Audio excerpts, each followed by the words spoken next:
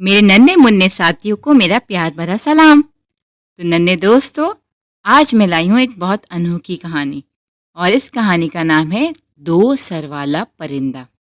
तो चलो बच्चों, कहानी शुरू करते हैं। एक दफ़ा का जिक्र है कि एक दरिया के किनारे एक बहुत ही अजीबो गरीब और अनोखा परिंदा रहता था। इस परिंदे का नाम था चीकू।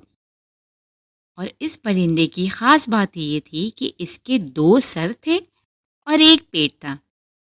यानी आसान अल्फाज में अगर कहा जाए तो उसका धड़ एक था, सर दो थे और दोनों सरों के दो दो मुंह थे। एक दिन ये अनोखा परिंदा अपने खाने के लिए कुछ ढूंढ रहा था। काफी अरसे बाद इसे बहुत ही मजेदार किस्म का शिकार मिला था। चीकू बहुत खुश था। पहला मुंह पूरा शिकार खाने को था।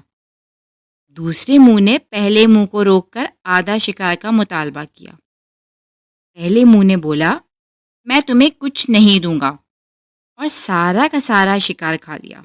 ये देखकर दूसरा मुंह आग बगोला हो गया और उसने फैसला किया कि वो पहले मुंह से बदला लेगा और जहर की तलाश में जंगल में भटकने लगा। और जो जहर मिला इसे घोलकर पी गया तो जहर सारे जिस्म में फैल गया और इस तरीके से ये अनोखा और नायाब परिंदा मर गया। तो बच्चों, इस कहानी से हमें ये सबक मिलता है कि इत्तेहाद बहुत बड़ी ताकत है। इत्तेहाद एक ऐसी कुव्वत है जो कि आपको दुनिया के हर मैदान में कामयाब व कामरान कर सकती है। तो ये थी आज की कहानी। अगर आपको आज की कहानी पसंद आई है तो लाइक बटन को हिट करें और मेरे चैनल को सब्सक्राइब करना ना भूलें। अल्लाह हाफिज़।